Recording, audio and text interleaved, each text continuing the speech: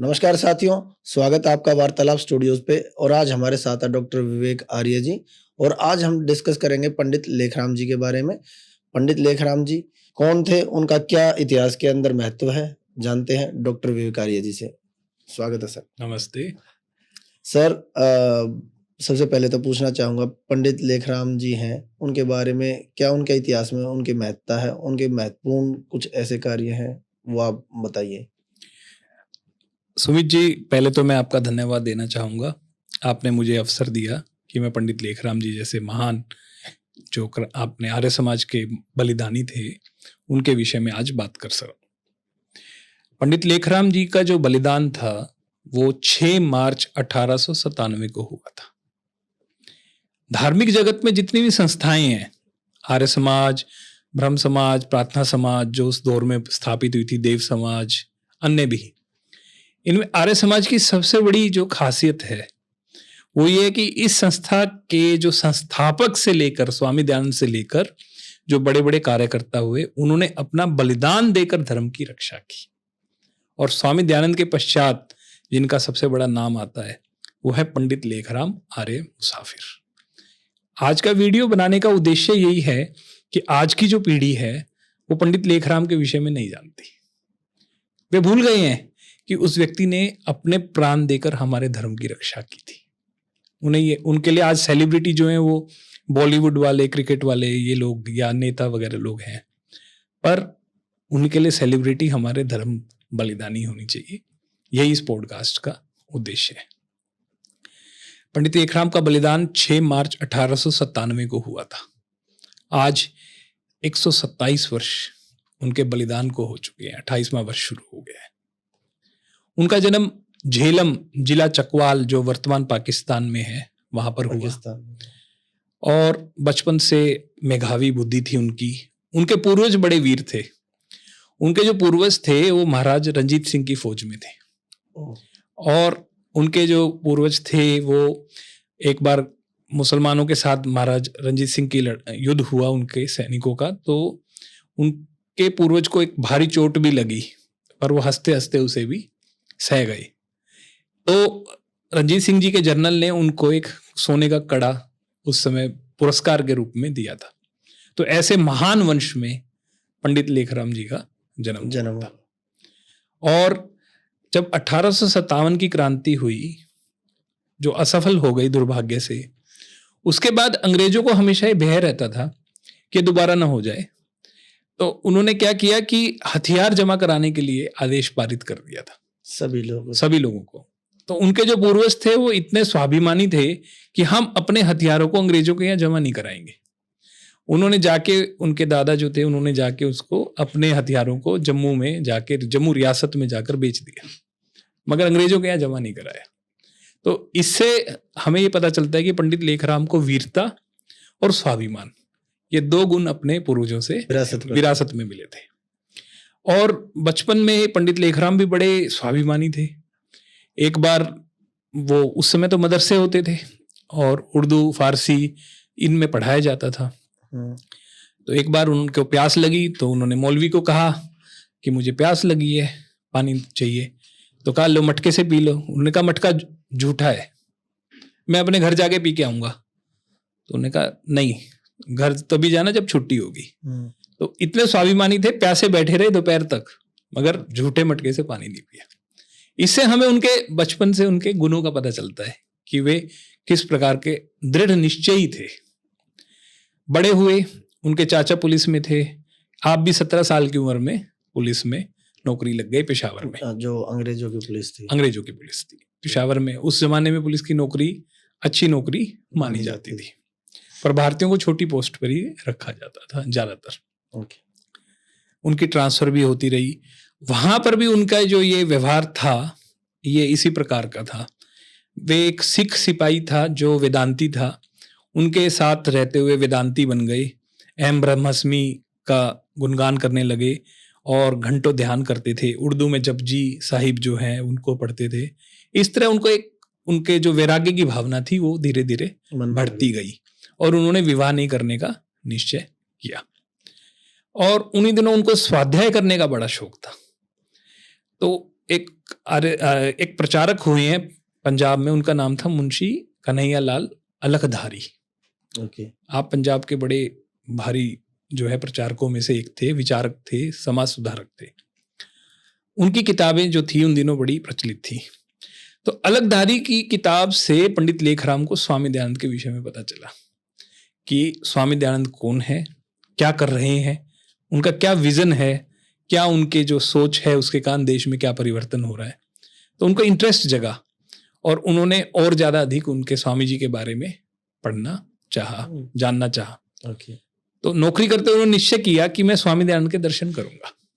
Okay. तो पंडित लेखराम जो थे वो छुट्टी लेकर 1880 के लगभग अजमेर जाते हैं। ओके। रास्ते में जब वो जा रहे थे तो एक वेदांती ने उनसे प्रश्न किया कि वायु और ईश्वर ये दोनों सूक्ष्म है, फिर ये दोनों एक दूसरे के अंदर कैसे समाहित है, इनकी अलग अलग सत्ता है जबकि। तो पंडित लेखराम से इस प्रश्न का उत्तर नहीं दिया गया। तो वे अजमेर गए। ऋषि एक बाग में ठहरे हुए थे। पहली और अंतिम बार पंडित लेखराम के स्वामी दयानंद के एक ही बार में दर्शन करने का अवसर मिला था अजमेर में। तो ऋषि से उन्होंने यही प्रश्न किया। तो ऋषि ने पहले मुस्कुराए, फिर एक पत्थर उठाया और कहा कि क्या इसमें अग्नि है? बोले है। आप दो पत्थरों को रगड़ेंगे तो इसमें से अग्नि हो जाएगी, निकल के आएगा घर्षण से। तो बोले ये पत्थर जो है ये स्थूल है, जबकि अग्नि क्योंकि इसमें सूक्ष्म है इसलिए इसके अंदर विद्यमान है। ऐसे ही जो ईश्वर है वो सूक्ष्म जो सत्ता है उसके अंदर सूक्ष्मतम होने के कारण विद्यमान है, और एक सूक्ष्मतम सत्ता जो है वो सूक्ष्म में रह सकती है, ऐसा उन्होंने दिया। फिर पंडित लेखराम ने कुछ और प्रश्न किए तो उसका भी जवाब दिया ऋषि दयानंद ने। उपनिषद के बारे में भी बताया, जीव और ब्रह्मा जो है उनके आपस में संबंध को जानने के लिए यजुर्वेद के 40वें अध्याय को पढ़ने को बताया। स्वामी जी ने यह भी कहा पंडित जी से कि आप 25 वर्ष की आयु तक विवाह मत करना, तब तक आप ब्रह्मचर्य का पालन करना, ये भी संदेश दिया। और जाते जाते अष्टाध्यायी जो व्याकरण है उसकी एक प्रति जो थी स्वामी दयानंद ने पंडित जी को भेंट की।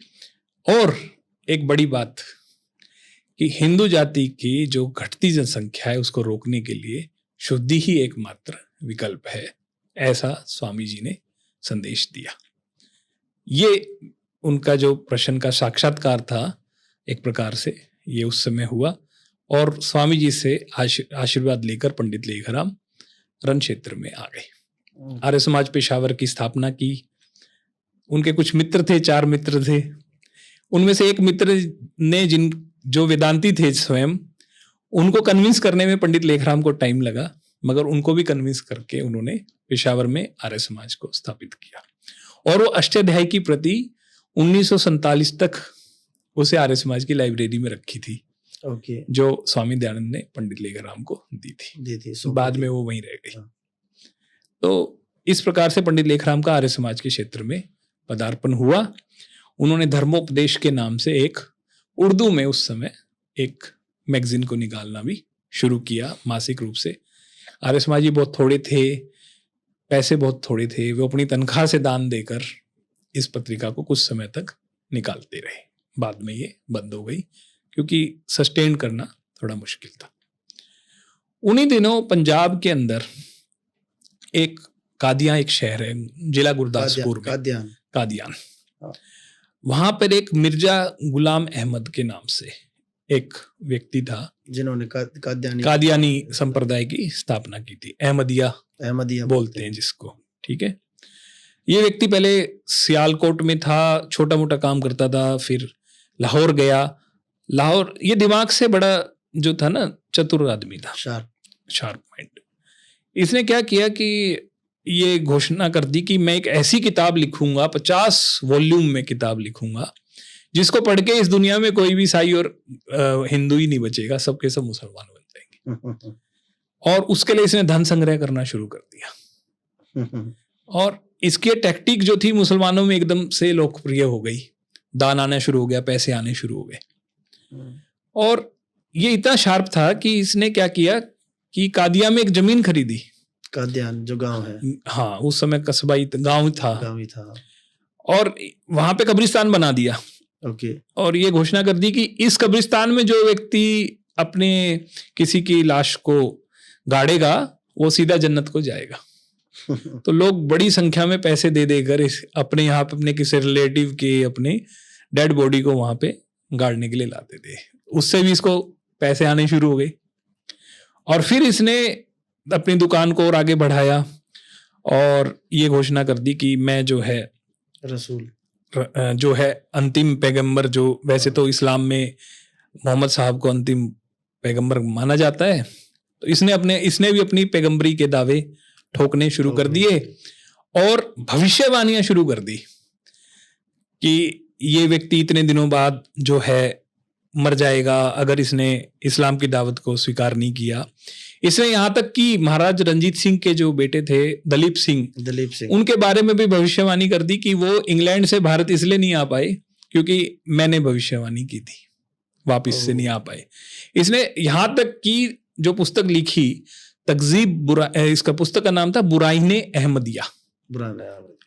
उस पुस्तक में स्वामी दयानंद पर भी इसने टिप्पणी कर दी कि मैंने स्वामी दयानंद को कहा था कि तुम इस्लाम की दावत को स्वीकार कर लो, पर उन्होंने नहीं की, इसलिए उनको जो है समय से पहले जो है उनको जाना पड़ा। तो ये सारी काल्पनिक चीजें थी, कपोल बातें थी।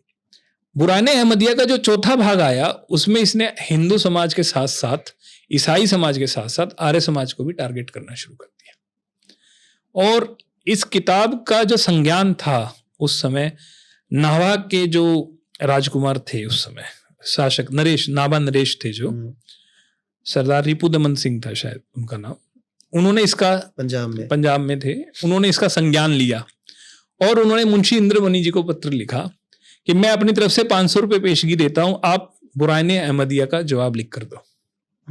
मुंशी इंद्रमणि जो थे एक काल में स्वामी दयानंद के साथ मेला चांदपुर में शास्त्रार्थ कर चुके थे मुसलमानों से, और मुंशी इंद्रमणि ने कई किताबें इस्लाम के खंडन में लिखी थी। वो दौर ऐसा था खंडन मंडन का। बाद में उनके आर्य समाज से आर्थिक कारणों से मतभेद हो गए तो वो आर्य समाज छोड़ गए थे। तो मुंशी इंद्रमणि जो थे वो बुराने अहमदिया का उत्तर नहीं लिख सके। तब पंडित लेखराम ने इस किताब का उत्तर लिखना शुरू किया और उस उत्तर को लिखा तकजीब बुराहिने अहमदिया के नाम से। अच्छा, उर्दू में मतलब ये एक प्रकार के उसकी एनालिसिस थी। ओके। और वो हैंड रिटन बुक पब्लिश नहीं हुई थी, हैंड रिटन बुक इतनी फेमस हुई कि लोग उसकी कॉपी पैसे दे के कॉपी करवाते थे। मतलब तब तक पंडित लेखराम के पास इतने रिसोर्सेज नहीं थे, प्रारंभिक दौर था कि ये कैसे हो। इधर स्वामी दयानंद जी की भी 1883 में दुर्भाग्य से जहर देने से मृत्यु हो गई। तो आर्य समाज के जो चंद लोग थे उस समय, उनके ऊपर ये बड़ा कार्यभार आ गया कि शास्त्रार्थ करना, नई आर्य समाज स्थापित करना, पाखंड का खंडन करना, वेदों का प्रचार करना, अनाथ आश्रम आदि चलाना, विधवाओं का पुनर्विवाह करना, समाज में जो कुरीतियां फैली हुई हैं उनको दूर करना, धर्म का प्रचार करना। इतना कार्य उस समय पंडित लेखराम जैसे वीरों के कंधों पर आ गया। ये इतना आसान कार्य नहीं था, एक तरह से उनके ऊपर पितरी छाया नहीं रही थी। स्वामी दयानंद के रहते हुए ये कार्य सरल था। तो धीरे धीरे समाजें आगे बढ़ रही थी, प्रचार आगे बढ़ रहा था। स्वामी दयानंद के जाने के बाद पंडित लेखराम को ये लगा कि उनकी जो नौकरी है वो उनके इस कार्य में बाधा कर रही है, क्योंकि उनको छुट्टी नहीं मिलती थी। तो उन्होंने अपनी नौकरी को आर्य समाज के प्रचार के लिए छोड़ दिया और आर्य प्रतिनिधि सभा पंजाब से वो वेतन पाने लग गए। वो बड़ा थोड़ा सा वेतन होता था। ओके। पंडित जी कभी इधर जा रहे हैं शास्त्रार्थ कर रहे हैं, उधर जा रहे हैं विधर्मियों को बचाने के लिए जा रहे हैं, चारों तरफ से उनके पास आर्य समाज के से बचाने के लिए। हाँ, जो होता क्या था कि मुसलमान और ईसाई जो थे वो ये जो दोनों सेक्ट्स हैं, सेमिटिक रिलीजन बोलते हैं हम इनको, ये लोग जो हैं हमेशा ही हिंदुओं को अपने संख्या बढ़ाने के लिए प्रलोभन, मिशनरी भी, हाँ ईसाई मिशनरी भी कह लीजिए, मुस्लिम मौलवी भी कह लीजिए, मतलब मिशनरी रिलीजन है अपने। ये सब के सब जो हैं इस हिंदुओं को अपनी तरफ खींचने की कोशिश में लगे रहते थे। तो कोई व्यक्ति पंडित लेखराम को तार भेज देता था या आर्य समाज के प्रतिनिधियों को भेज देता था कि यहाँ पर लोग ईसाई हो रहे हैं, यहाँ पर लोग मुसलमान हो रहे हैं, किसी को भेजो। तो अपने स्वाध्याय के बल पर पंडित लेखराम ने अपने आप को ऐसा डेवलप किया, क्योंकि उन्होंने केवल वैदिक सिद्धांतों को नहीं पढ़ा, ईसाई और मुसलमानों के भी सिद्धांतों को उनकी तर्क रूप में उनकी किताबों को पढ़ा और उनके आधार पर उन्होंने व्याख्यान देना शुरू किया, शास्त्रार्थ करने शुरू किए मौलवियों से, पादरियों से, और उनको निरुत्तर करके वो वहां पे उस युद्ध समर में, कलम के युद्ध कैसी कह लीजिए, बौद्धिक युद्ध कह लीजिए, उसमें विजय प्राप्त करते और उन लोगों को ईसाई होने से बचाते थे। और उनके जीवन में हमें कई ऐसी घटनाएं मिलती हैं। एक बार वो भोजन कर रहे थे, एक तार मिला कि एक स्थान पर कोई व्यक्ति ईसाई होने जा रहा है। उन्होंने अपना बिस्तरा उठाया और रेल में चढ़ गए। रास्ते में उन्होंने पता चला कि जिस स्थान पर वो व्यक्ति है उस स्थान पर रेल रुकती नहीं है। ओके। तो उन्होंने चलती रेल से अपना बिस्तर फेंका और उसके ऊपर कूद गए। और चोट तो लगनी थी, चोट लग गई, सारे कपड़े लहूलुहान हो गए। जैसे तैसे ऐसी अवस्था में उस व्यक्ति के पास पहुंचे पता पूछकर। उसने कहा, ये आपको चोट कैसे लगी? बोले, भाई ऐसे लगी, तेरे को बचाने के लिए आया। वो व्यक्ति इतना इम्प्रेस हुआ कि आपने मेरे लिए इतना कुछ किया और मैं अपने पूर्वजों का वैदिक धर्म छोड़ने जा रहा हूं। उसने अपना इरादा बदल दिया। तो ऐसे पुरुषार्थ हमें पंडित लेखराम के जीवन से देखने को मिलता है। और उनके जो शास्त्रार्थ होते थे वो ऐसे होते थे कि एक घोषणा हो गई कि जम्मू का ठाकुर दास जो है वो इस्लाम स्वीकार करने जा रहा है। सिंध के अंदर एक दीवान है, उनके बेटे और उनका पिता जा रहा है। मुजफ्फरनगर में एक जमींदार है, वो जा रहा है। वो सिंधी भाषा नहीं जानते थे। स्वामी पूर्णानंद थे आर्य समाज के, वो सिंधी भाषा जानते थे। उनके साथ सिंध चले गए, उनको लेके उस दीवान से मिले। दीवान आनाकानी करने लगा, नहीं उनके बेटे भी आनाकानी करने लगे। आखिर में उनको कन्विंस कर लिया कि जो मौलवी तुम्हें इस्लाम में आने की दावत दे रहा है, मेरा उससे शास्त्रार्थ करवा दो। और उस मौलवी से उन्होंने शास्त्रार्थ किया और उस मौलवी को हरा दिया। तो पिता और पुत्र दोनों के दोनों जो थे वो बच गए। और इस सब जब उनकी सिंध यात्रा हुई तो इस सब को उस समय साधु टी.एल. वासवानी, ये जो है वासवानी मिशन के संस्थापक थे, ये उस समय वहां पे छात्र ही थे, स्टूडेंट थे उस दौर में जब पंडित लेखराम का सिंध में आना हुआ। तो ये ब्रह्म समाजी थे उस समय, एक प्रकार से नास्तिक टाइप के थे। तो इन्होंने पहली बार लेखराम को सुना, उससे वैदिक धर्म की ओर आकर्षित हुए थे। ऐसा उनके जीवनी में लिखा है। तो इन व्यक्तियों का प्रभाव ना केवल बचाने वाले पे पड़ता था, उनके चारों ओर जो व्यक्ति थे उन पर भी पड़ता था। और जब तकजीब बुराइन अहमदिया पंडित लेखराम ने लिखी तो इसके इतना प्रचार हुआ कि मिर्जा जो था वो उसको लगा कि मेरा तो ये सारी दुकानदारी बंद हो जाएगी। तो मिर्जा ने उसके बाद आर्य समाज के विरोध में किताब लिखी, सुरमाए चश्माए आर्या, सुरमाए आर्या, चश्माए आर्या, ये किताब लिखी। इस किताब में उन्होंने आर्य समाज, स्वामी दयानंद पंडित लेखराम और उस समय स्वामी श्रद्धानंद पंडित मुंशीराम, इन सब के बारे में कुछ ना कुछ उल्टा सीधा लिखा। आज भी ये किताब लाहौर में उर्दू में चलती है। भारत में तो नहीं मिलती, वहां लाहौर में आज भी मिलती है। हाँ, वो प्रचार करने के लिए जो उनके वीडियो कादियानियों के बीच में। तो उस किताब के जो प्रति उत्तर था वो पंडित लेखराम ने नुस्खाए खबते अहमदिया, यानी कि अहमदियों को जो कब्ज है, उसकी बीमारी है, उसकी जो नुस्खा है, मैं एक कुशल हकीम की तरह से उसका उत्तर लिख के दे रहा हूँ। इससे वो और चिढ़ गया और उसने क्या किया कि अब देखा कि ये पंडित लेखराम जो है वो काबू नहीं आने वाले। तो उसने अपनी दुकान को चलाने के लिए चमत्कारी के दावे शुरू किए। उसने कहा कि 1 वर्ष तक कोई भी व्यक्ति आकर कादियान रुक जाए और मैं उसको चमत्कार दिखा सकता हूं। नहीं दिखा पाया तो मैं उसे 2400 रुपये 200 रुपये पर महीना के हिसाब से दूंगा। दिखा दिया तो उसे इस्लाम की दावत कबूल करनी पड़ेगी। ठीक। आम लोगों को तो इससे कोई फर्क नहीं पड़ता, पर पंडित लेखराम ने जो था इस बात पर कादियानी मिर्जा के साथ पत्र व्यवहार शुरू कर दिया और कहा कि मैं तुम्हारी दावत, इस न्योते को, शर्त को स्वीकार करता हूं। 2400 रुपये किसी निष्पक्ष व्यक्ति के पास जमा करा दो, मुझे और 1 साल का समय, मैं कादिया में ही रहूंगा और मुझे चमत्कार करके दिखाओ। हम्म, अब तक तो मिर्जा जो थोथे दावे करता था उसको कोई चैलेंज नहीं स्वीकार करता था, मगर यहाँ पे पंडित लेखराम ने इसको स्वीकार कर लिया। ठीक। और आप देखो कि शेर की माद में घुसकर शिकार करने वाला जो जज्बा शिकारी में होता है, वैसा ही जज्बा पंडित लेखराम में उस समय था कि वो कादियां आ गए और 2-3 आर्य समाजियों के साथ मिर्जा की कोठी पे पहुंच गए। अच्छा, वहीं पे मिर्जा की कोठी पे पहुंच गए, निवास कादिया में किया मिर्जा की कोठी पे, और लगातार 2 महीने तक जाते रहे और उसे कहते रहे दिखाओ चमत्कार दिखाओ।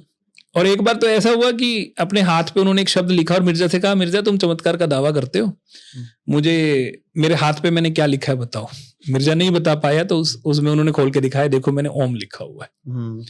और यहां तक की हुआ कि मिर्जा से कहा कि तुम जिस चमत्कार की बात करते हो कुरान के अंदर वो चमत्कार शब्द ही नहीं है। मिर्जा ने कहा है। पंडित लेखराम ने अपने झोले से कुरान निकाली, मिर्जा के सामने रख दी, बेटा दिखाओ कहाँ है। वो नहीं दिखा पाया मिर्जा। तो इस तरह से मिर्जा को जो था बैकफुट पे उन्होंने डाल दिया। कई माह तक पंडित लेखराम डटे रहे, आर्य समाज कादियां की स्थापना की, मिर्जा को चुनौती दी, और इस प्रकार से मिर्जा गांव में ही आर्य समाज की स्थापना। हाँ, वहां पे पहले नहीं था और उसको स्थापना करके, और मिर्जा इससे जो था चिढ़ गया और उसने पैगंबरी का दावे के चक्कर में एक चमत्कार की ये घोषणा कर दी कि अगले कुछ महीनों में या वर्षों में लेखराम जो है वो आगे का दिन नहीं देखेगा। तो ये एक प्रकार का तंग आकर लिखा गया षड्यंत्र कह सकते हो। और 1892 की बात है, जब देखा कि ऐसी किताबें छप रही हैं, तो पंडित लेखराम ने किताब लिखी रिसाला-ए-जिहाद। उस किताब में कुरान की वो आयतें थी जिनसे जिहाद करने की बात की गई है। इस किताब से जो उत्तेजित होकर मुसलमानों ने कोर्ट में केस कर दिया, और इस केस को लाला लाजपत राय ने उस समय लड़ा और पंडित लेखराम को इससे उनके फेवर में फैसला आ गया, जीत गए वो। नेशनल आर्काइव्स के रिकॉर्ड ये कहते हैं कि उस समय अफगानिस्तान के आमिर ने इस किताब को पढ़ा तो भारत सरकार, अंग्रेज सरकार को उन्हें चिट्ठी लिखी कि आपके राज्य में ये क्या हो रहा है, इससे उत्तेजना फैल रही है, कहीं आपको इसके दुष्परिणाम न सहने पड़े। अच्छा, रिसाला-ए-जिहाद, मतलब इस किताब का संज्ञान उस समय अफगानिस्तान के आमिर ने लिया था। ठीक। अच्छा, देखो पंडित लेखराम की किताब, क्योंकि पंडित लेखराम पेशावर के थे और पेशावर के बाद अफगानिस्तान की सीमा शुरू हो जाती है। तो वहां से जो था वो किताब होते हुए अफगानिस्तान के शाह तक पहुंच गई थी। आप समझ सकते हो कि कोई किताब कितनी फेमस हुई कि दूसरे देश का शासक यहाँ के सरकार को लिख रहा है, अंग्रेज सरकार को। तो ऐसी परिस्थितियों में उस समय पंडित लेखराम काम कर रहे थे। और तो और भोपाल की जो बेगम थी, ये भी नेशनल आर्काइव्स में मिला है मुझे, ये जो आज आपने सैफ अली खान का जो परिवार है पटौदी, तो नवाब पटौदी उसी उनके नानी का ये परिवार लगता है, भोपाल की बेगम का। तो उन्होंने भी अंग्रेज सरकार को रिसाला-ए-जिहाद और आपकी इस्लाम के ऊपर लिखी हुई किताबों के बारे में संज्ञान दिया था कि अंग्रेजी सरकार के नाक के नीचे ये किताबें छप रही हैं, ये सही नहीं है। देखो आप इस बात से कितना कि एक किताब कितनी फेमस हो गई कि उस जमाने में उन लोगों के जो बड़े बड़े लोग थे वो इस किताब का संज्ञान ले रहे थे। तो ऐसे माहौल में पंडित लेखराम के ऊपर कोर्ट केसों की धमकी, कई जगह कोर्ट केस भी हुए उनके ऊपर, और कई बार उनके मुकदमे बिना किसी पैरवी के निरस्त हो गए, और हुए भी मुकदमे तो वो क्या नाम है उसमें वो हमेशा विजयी हुए, क्योंकि वो तर्क से और प्रमाण से लिख रहे थे, वो हवा में कोई भी किसी भी प्रकार की बात नहीं कर रहे थे। पर उनको जो धमकियां मिलती उसके कारण कुछ लोगों को चिंता होने लगी कि पंडित लेखराम जो है उनकी जान को खतरा है। वो उनको कहते, तो पंडित लेखराम कहते मेरा जो रक्षक है वो ईश्वर है, और तुम क्या खाक आर्य समाजी आर्य हो जो छोटी छोटी धमकियों से डर जाते हो। मतलब इतना निर्भयता जो हम पंडित लेखराम में देखते हैं। तो सत्यार्थ प्रकाश की अगर आप 9वें समोल्लास को लिखेंगे तो स्वामी दयानंद लिखते हैं कि जो ईश्वर का सच्चा भगत होता है, जो ईश्वर के बताए हुए मार्ग पर चलता है, ऐसा व्यक्ति जो है वो निर्भय हो जाता है। निर्भय, मतलब निर्भयता तब आती है ये जब व्यक्ति जो है ईश्वर के बताए मार्ग पर चलता है। जो व्यक्ति ईश्वर के बताए मार्ग पर नहीं चलेगा वो निर्भय नहीं होगा। तो ये उसका प्रत्यक्ष उदाहरण हम पंडित लेखराम के जीवन में देखते हैं। और मिर्जा ने षड्यंत्र किया। फिर एक षड्यंत्र क्या किया कि शुद्धि के बहाने एक व्यक्ति को पंडित लेखराम के पीछे लगा दिया, और पंडित लेखराम जो थे उनके साथ वो व्यक्ति 24 घंटे उनके साए की तरह रहने लगा। कुछ लोग जो थे वो देख रहे थे, वो कहते पंडित जी को, पंडित जी किसको लिए घूमते हो, ये व्यक्ति तो हमें ठीक नहीं लग रहा। पंडित जी कहते नहीं नहीं नहीं, ये तो पवित्र आत्मा है, ये शुद्ध होने के लिए आया है, जन्म से मुस्लिम है पर आना वैदिक धर्म में आना चाहता है। और पंडित लेखराम जो थे उन दिनों स्वामी दयानंद की जीवनी लिख रहे थे। स्वामी दयानंद का देहांत 1883 में हुआ। 3-4 वर्ष के बाद 1887 में यह निर्णय हुआ कि पंडित स्वामी दयानंद की जीवनी लिखी जाए। तो इसका कार्य भी पंजाब आर्य प्रतिनिधि सभा ने पंडित लेखराम जी को सौंपा। तो स्वामी दयानंद के जन्म स्थान को ढूंढते हुए गुजरात से लेकर, बिहार से लेकर, कलकत्ता से लेकर, उत्तर प्रदेश जो उस समय संयुक्त प्रांत कहलाता था, वहां से लेकर राजपूताना तक, जहां भी स्वामी दयानंद गए, जिस जिस स्थान पर गए, जिन जिन लोगों से मिले, जिन जिन से शास्त्रार्थ किया, पत्र व्यवहार किया, जिन जिन लोगों ने उनके भाषण को सुना, उन सब से उनके अनुभव को लिखते हुए वे अपनी डायरियों में लिखते जा रहे थे। इसलिए वो आर्य पथिक कहलाए। जो पथ स्वामी दयानंद का था उस पथ पर चलने वाले कहलाए। और वहां पे उन सबको लिखते हुए 6 मार्च की बात है 1887 की, उन डायरियों को व्यवस्थित रूप से लिखते हुए अंतिम ऋषि दयानंद के भी बलिदान का अंतिम दृश्य को उस समय लिख रहे थे। शाम का 6 बजे का वक्त था। तभी उनकी माताजी और उनकी पत्नी थी घर में, और उनका जो बेटा था उनका भी देहांत हो चुका था। इसके बारे में मैं बाद में बताता हूँ कैसे हुआ था। तो उनकी माताजी ने कहा कि घर का तेल खत्म हो गया है। तो पंडित लेखराम लिखते लिखते, जैसे आप लिखते लिखते अंगड़ाइयां भरते हैं, तो उन्होंने अंगड़ाई ली, तो उस दुष्ट ने अपने कंबल से चाकू निकाला और पंडित लेखराम के पेट में मारकर इस तरीके से घुमाया कि बहुत ज्यादा उनके अंतड़ियों को नुकसान पहुंचे। पर पंडित लेखराम के मुंह से चीख तक नहीं निकली। उन्होंने एक हाथ से उस व्यक्ति से चाकू पकड़ लिया, दूसरे हाथ से अपनी अंतड़ियों को पैर हाथ रख के अपने पेट पे उसको रोका बाहर आने से, और उससे भिड़ गए। यानी चाकू मारने के बाद भी व्यक्ति दूसरे से भिड़ जाए। और तब कुछ प्रतिक्रिया हुई तो उनकी पत्नी और माताजी अंदर से आई और उन्होंने भी संघर्ष किया। फिर वो एक रोलर पड़ा था वहां पर, वो उनकी माताजी के सर पे मार के भाग गया। तो वहां कुछ शोर शराबा हुआ, कुछ व्यक्ति आ गए, तब उनको अस्पताल लेके जाया गया और वो बिल्कुल शांत। तो जो 1 घंटे बाद अंग्रेज डॉक्टर आए, उन्होंने उनका ऑपरेशन किया। 11 जगह से उनकी अंतड़ियां कटी हुई थी, तो उसको जैसे तैसे उसको सिलाई की गई। रात 1 बजे तक वो जो थे होश में थे और उनको किसी प्रकार की चिंता नहीं थी कि उनके परिवार का क्या होगा। तो उनसे पूछा कि आपकी अंतिम इच्छा क्या है, तो उन्होंने कहा कि तहरीर और तकरीर, इनका कार्य नहीं रुकना चाहिए। तहरीर और तकरीर का मतलब है शास्त्रार्थ और लेखन, ये 2 काम नहीं रुकने चाहिए। करीब 1:30 बजे के आसपास रात को उनकी मृत्यु हो गई और उनका चेहरा बिल्कुल ऐसा शांत भाव में था। तो कोई व्यक्ति जिसकी आध्यात्मिक गति हो वही ऐसा इतना संतुष्ट और शांत हो सकता है मृत्यु के समय। तो इस प्रकार से पंडित लेखराम का बलिदान हुआ, और जो बलिदान ऐसा हुआ कि उससे प्रेरणा लेके हजारों लेखराम आर्य समाज में पैदा हुए और उन्होंने स्वामी दयानंद के मिशन को, शुद्धि के मिशन को, शास्त्रार्थ के मिशन को, घर वापसी के मिशन को, वेद के प्रचार को, खंडन मंडन के कार्य को, इसको आगे घर घर तक पहुंचाने का कार्य किया। बड़ी प्रतिक्रिया उन दिनों हुई। और पंडित लेखराम के जो संबंध थे वो अन्य मतांतर से बड़े अच्छे थे। वे लोग उनकी बड़ी प्रशंसा किया करते थे, चाहे वैचारिक मतभेद हो पर मनभेद नहीं था। मिर्जा ने किताब लिखी थी सतवचन। इस किताब में उन्होंने गुरु नानक को मुसलमान बता दिया था। सिखों में इस बात की बड़ी प्रतिक्रिया हुई। तो पेशावर की जो छावनी थी उसमें कई सिख सैनिक भी थे। ठीक। तो वो पंडित लेखराम को अपने साथ ले गए। ठीक। और पंडित लेखराम ने वहां एक भाषण दिया जिसमें प्रमाणों से सिद्ध किया कि नहीं, गुरु नानक जी जो थे वो मुसलमान नहीं थे, वो वैदिक धर्मी थे। और उसके बाद इतनी लोगों ने इनकी प्रशंसा की, सिख सैनिकों ने उनको अपने कंधों पे बिठा के घुमाया था। और इसी प्रकार से उनका कई जगह शास्त्रार्थ भी इन विचारों से हुए। ऐसे ही एक पौराणिक पंडित थे, उनके साथ शास्त्रार्थ का विषय तो यही था। तो वो पंडित जी को कहते कि पंडित जी आप जब तक हो तब तक हमें कोई चिंता नहीं है। पंडित जी ने कहा कि भाई हम हिंदू जो है कम होते जा रहे हैं संख्या में।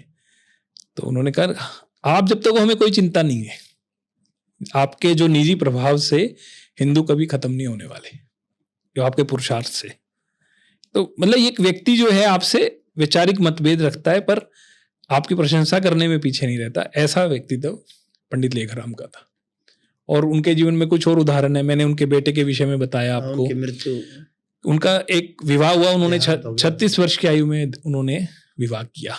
अच्छा, लेखराम जी। देख रहा, उनकी पत्नी का नाम लक्ष्मी देवी था और उनको एक सुपुत्र हुआ। लक्ष्मी देवी कम पढ़ी लिखी थी। उन्होंने विवाह के पश्चात अपनी पत्नी को पढ़ाना शुरू किया और वो उसे वैदिक प्रचारिका बनाना चाहते थे। ठीक। और अपने साथ वो अपनी पत्नी को लेके जाने लग गए थे। ठीक। जब बेटा हुआ तो बेटे के साथ बेटे दोनों पत्नी को लेके जाने लगे तो उनका बेटा बीमार हो गया। उस जमाने में देखो साफ पानी वगैरह, साफ हवा, रेलगाड़ी से आना जाना, ये सब इतनी अच्छी सुविधाएं नहीं थी और वो बेटा चल बसा। उनकी पत्नी को बड़ा इसका शौक हुआ, वो काफी समय अपने मायके में भी रही। तो वो प्रचारक बनाना चाहते थे, इसलिए वो अपनी पत्नी को लेके गए और बेटा बीमार हो गया। आप समझो कितनी बड़ी वो थी। और बेटे को जो मृत्यु के बाद संस्कार वगैरह किए हुए 2 ही दिन हुए थे कि एक चिट्ठी आई कहीं से कि आपका जो है कहीं पर मुसलमान बनने जा रहे हैं लोग। तो पंडित लेखराम जो थे वो उठ खड़े हुए। उनके घर में बिस्तर हमेशा बंधा रहता था। तो उनकी माताजी बोली उनसे कि अपने पुत्र का शौक तो पूरा कर लो। तो उन्होंने कहा कि माता आप तो एक पुत्र के शौक की बात कर रहे हो, यहाँ तो हिंदू धर्म के सैकड़ों लालों के धर्म की प्राण रक्षा की बात है। हिंदू धर्म के सैकड़ों लालों की धर्म रक्षा की बात है। और कह के वो चल दिए। तो कितना अडिग व्यक्ति था वो कि अपने पुत्र के शौक से भी तत्काल उभर कर धर्म के प्रचार में लग गया। और कई उदाहरण उनके मिलते हैं कि उस समय महात्मा मुंशी राम जी, जो बाद में स्वामी श्रद्धानंद कहलाए, वो उनको कहते कि आप इस जगह पे मत जाए, वहां पे मुसलमान आपकी जो जान लेने के लिए, हत्या करने के लिए षड्यंत्र कर रहे हैं और हम सभा के तौर पर आपको वहां नहीं भेजेंगे। तो पंडित लेखराम कहते तुम कितने डरपोक लोग हो, मैं वहीं जाऊंगा और अगर सभा नहीं भेजेगी तो छुट्टी लेकर अपने पैसे पे जाऊंगा। थोड़ी सी तनख्वाह मिलती थी उनको और वहीं जाते थे। इस तरह से उनके अंदर कितनी वीरता, शूरवीरता, अडिगता, निर्भयता हमें देखने को मिलती है। और कुछ उदाहरण और मिलते हैं। एक बार लुधियाना की बात है। लुधियाना आर्य समाज का फंक्शन था और पंडित लेखराम गए हुए थे। कई मुसलमान उनके भाषण को सुनने हुए आए थे। तभी उनके पेट में बहुत तेज दर्द हो गया। तो उन्होंने डॉक्टर को बुलाया और कहा मुझे जल्दी से कोई ऐसी दवाई दे दो मेरा दर्द दूर हो जाए ताकि मैं भाषण कर सकूं। ठीक। तो उन्होंने डॉक्टर ने कहा भाई आप पहले आराम कर लो थोड़ा, फिर दे लेना। बोले नहीं, आज यहाँ पर बहुत भारी संख्या में मुसलमान हमारे भाषण को सुनने आए हैं, अगर उनको मेरा भाषण सुनने को नहीं मिला तो वो जो है वैदिक धर्म की श्रेष्ठता को सुनने से वंचित रह जाएंगे। देखो उस व्यक्ति के दिमाग में हर समय प्रचार की एक धुन रहती थी। ऐसे ही करनाल गए तो उनकी जांघ पर एक फोड़ा निकल गया था। तो कहा बेटा किसी डॉक्टर को बुला दो, चीरा लगा देगा। तो किसी ने किसी मुस्लिम डॉक्टर का नाम लिया। तो उसी समय चिल्ला के पड़े, क्या तुम्हारे पास कोई आर्य समाजी डॉक्टर नहीं है? ये कैसा क्या नाम है समाज है जो एक डॉक्टर को भी आर्य समाजी वैदिक धर्मी नहीं बना सकता। तो इस प्रकार से जो उनके जो दिन रात जो उनकी तपस्या थी और इसका परिणाम ये हुआ कि बड़ी भारी संख्या में उत्तर भारत में विशेष रूप से क्रांति हुई। उनके बलिदान के पश्चात इतनी क्रांति हुई। उन्होंने अपना बीमा करा लिया था उस समय मृत्यु से पहले। तो 2000 रुपये का बीमा था वो।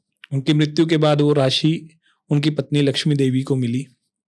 लक्ष्मी देवी ने गुरुकुल कांगड़ी के उत्सव पर अपने आभूषण और बीमा की 2000 राशि गुरुकुल कांगड़ी को दान दे दिए थे। कितनी बड़ी बात।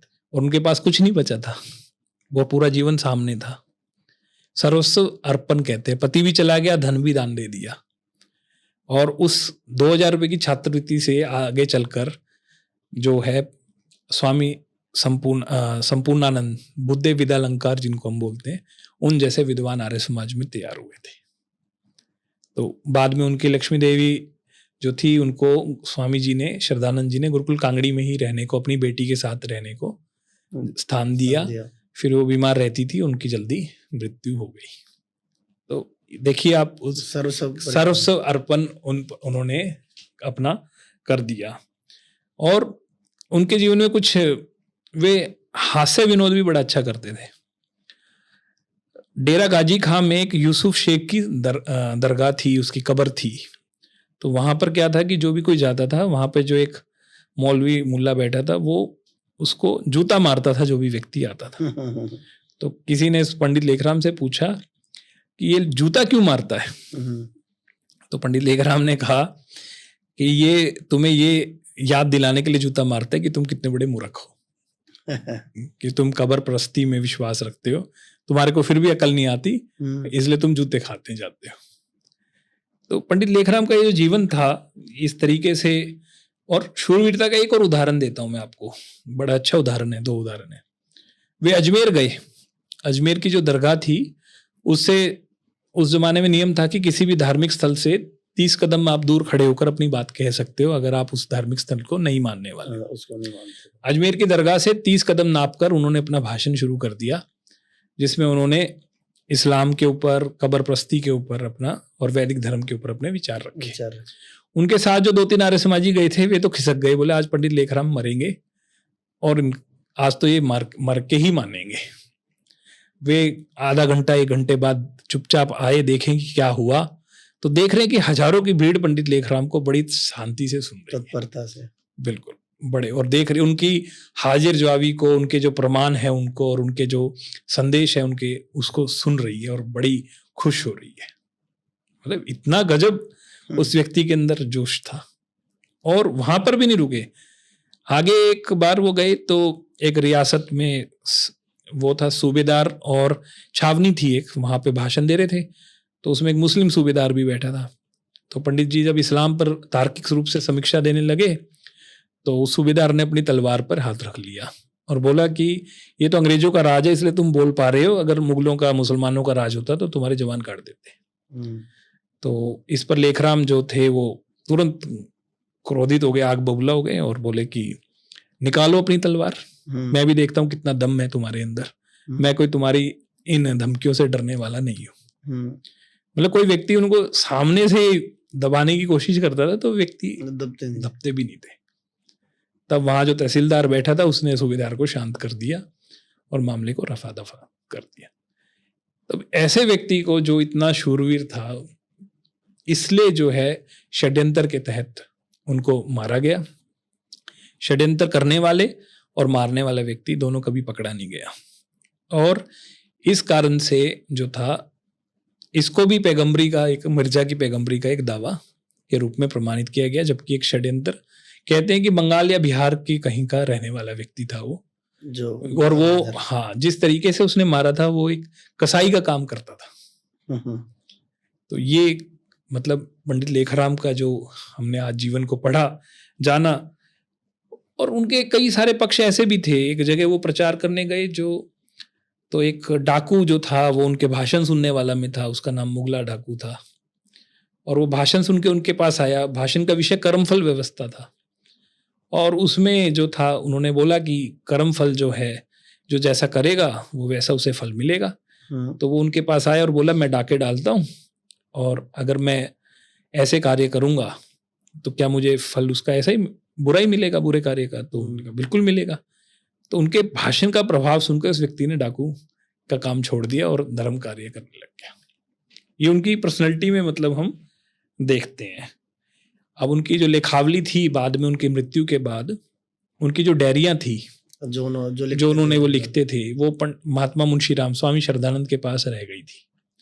उन्होंने उसे इकट्ठा करके उर्दू में कुल्लियात आर्य मुसाफिर के नाम से उसको छपवाया, और वो बाद में हिंदी में भी अनुवाद होके मिलती है। तो कुलियात आरे मुसाफिर पंडित लेखराम की लेखावली जो है उसके छपने की कहानी भी बड़ी रोचक है। पर स्वामी जी को उस समय धन की आवश्यकता हुई, स्वामी श्रद्धानंद को। तो आर्य समाज के एक वो थे, प्रचारक थे, मास्टर लक्ष्मण देव, आर्य उपदेशक थे, भजन उपदेशक थे वो। तो उनका विवाह होने वाला था।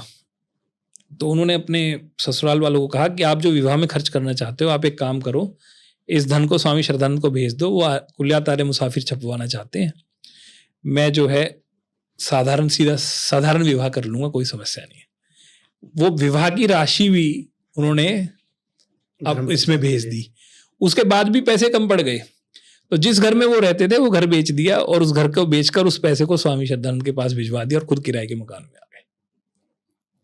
देखो कितना प्रभाव, आप समझ सकते हैं कि उस समय के लोगों में कितनी जागृति इस प्रकार से आई थी। ये प्रभाव था कि सैकड़ों वर्षों तक पंडित लेखराम के जो है गुणगान आज भी हम कर रहे हैं इतने वर्षों के बाद। तो ये व्यक्ति का जो है प्रभाव हमें देखने को मिलता है। और आज के युग में जो लोग बात करते हैं भाईचारे की, उन्होंने हमारे इन धर्म बलिदानियों के बलिदान को, जीवन को पढ़ा नहीं है। कितना त्याग किया उन्होंने, तभी आपकी जनेऊ, आपकी चोटी, आपके यज्ञोपवीत, आपकी गाय माता, आपके हवन, आपके धार्मिक अधिकार सुरक्षित है। ये उन लोगों के पुरुषार्थ का परिणाम है। और हम बड़े कृतघ्नी कहलाएंगे जो हम अपने पूर्वजों के बलिदान को भूल जाएंगे, याद नहीं रखेंगे। हाँ, और आज की पॉडकास्ट का उद्देश्य यही था कि हम जो है पंडित लेखराम के जीवन को जाने। उनका जो जीवन चरित्र था बाद में स्वामी श्रद्धानंद ने लिखा, पंडित लेखराम जीवन चरित्र का, और इस वर्ष मैं उसके अंग्रेजी अनुवाद को प्रकाशित कर रहा हूँ आप? हाँ, भारतीय हिंदू शुद्धि सभा से इस वर्ष आ जाएगा। मैंने उसका कार्य संपन्न कर दिया है, ताकि आज की पीढ़ी जो अंग्रेजी में पढ़ती है वो उसको पढ़ सके। तो ये विचार, हमारा जो आंदोलन है वैचारिक आंदोलन है, पूर्वजों के तप को, पुरुषार्थ को, त्याग को जीवित रखना, अगली पीढ़ी को बताना, यही हमारा उद्देश्य है, जिससे हम प्रेरणा ले सकें। इसी के साथ हम समापन। धन्यवाद विवेक जी, आपने इतनी महत्वपूर्ण बात लोगों के सामने रखी। और दोस्तों, अगर आपको ये जानकारी अच्छी लगी है तो हमारे इस वीडियो के ऊपर आप लाइक, शेयर, कमेंट और हमारे चैनल को सब्सक्राइब कीजिए। आपका बहुत बहुत धन्यवाद।